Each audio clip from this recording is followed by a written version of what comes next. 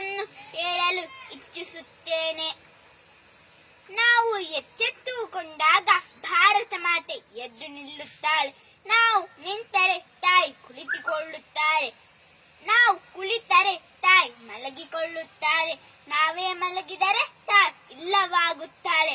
ನಿಜ, ನಮ್ಮ ದೇಶ ಮಹಾನ್ ರಾಷ್ಟ್ರವೆಂದು ಸುಮ್ಮನೆ ಕುಳಿತಲ್ಲಿ ದೇಶದ ಪ್ರಗತಿ ಸಾಧ್ಯವಿಲ್ಲ. ಅದೇ ನಾವು ಎಚ್ಚೆತ್ತುಕೊಂಡರೆ ದೇಶದ ಪ್ರಗತಿ ಸಾಧ್ಯ.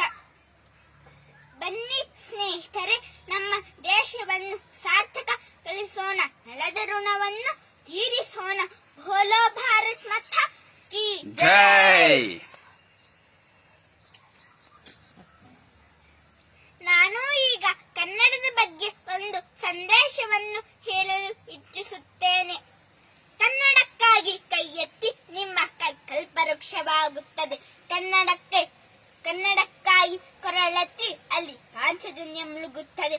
ಕನ್ನಡಕ್ಕಾಗಿ ಕಿರುಬೆರಳೆತ್ತಿದರೆ ಸಾಕು, ಅದೇ ಗೋವರ್ಧನ ಗಿರಿಧಾಗಿಯಾಗುತ್ತದೆ. ಭಾರತಾಂಬೆಯ